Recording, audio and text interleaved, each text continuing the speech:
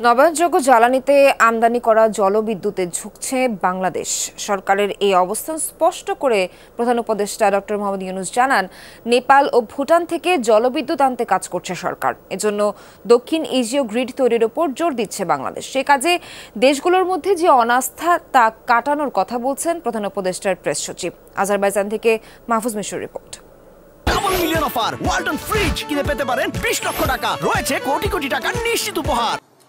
জলবায়ু সম্মেলনে global leader সামিটে আবারও কয়লা সহ জীবাশ্ম জ্বালানি থেকে বেরিয়ে আসার তাগিদ দিয়েছেন প্রধান উপদেষ্টা doctor Mohammad Yunus.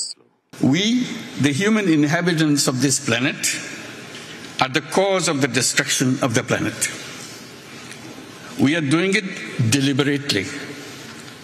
We have chosen a lifestyle which works against the environment. We justify this with an economic framework which is considered as natural as the planetary system. যদিও বাংলাদেশে অন্তত ৬,০০০ মেগাওয়াট বিদ্যুৎ উৎপাদন হয় কয়লা থেকে, আবার ঘনবসতিপূর্ণ দেশ হওয়ায় পর্যাপ্ত পরিমাণ সৌর বিদ্যুৎ উৎপাদনও বাস্তবসম্মত নয় এদেশে।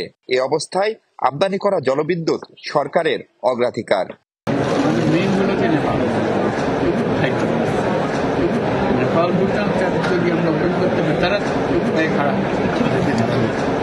মাঝখানে শুধু ঠান্ডার সমস্যাটা এই সমস্যা মেটপাট হয়ে গেলে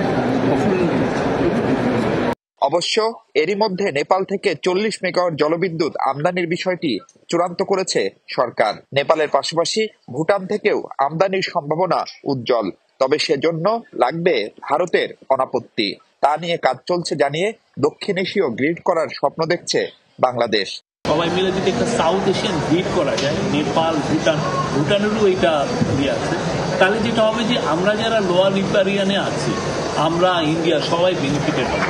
সেক্ষেত্রে আমার সত্যিকার অর্থে একটা খুব চিপ একটা রিনিউয়েবল এনার্জির সোর্স আমার অলরেডি দেয়। এখানে একটা ট্রাস্টের জায়গা আছে। আমার সাথে ইন্ডিয়ার সাথে নেপাল আর ভুটান, এদের সাথে একটা ট্রাস্টের জায়গা যদি আমরা তৈরি করতে পারি, সত্যিকার অর্থে কি দেয়ার আর ইনভলভ।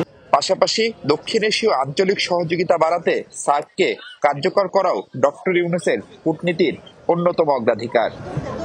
প্রতি বছরই জলবায়ু সম্মেলনে জীবাশ্ম জ্বালানির বিরুদ্ধে শক্ত শক্ত কথা বলেন বিশ্ব নেতারা, কিন্তু শেষ পর্যন্ত তা কতখানি বাস্তবায়িত হয় তা একটি বড় প্রশ্ন।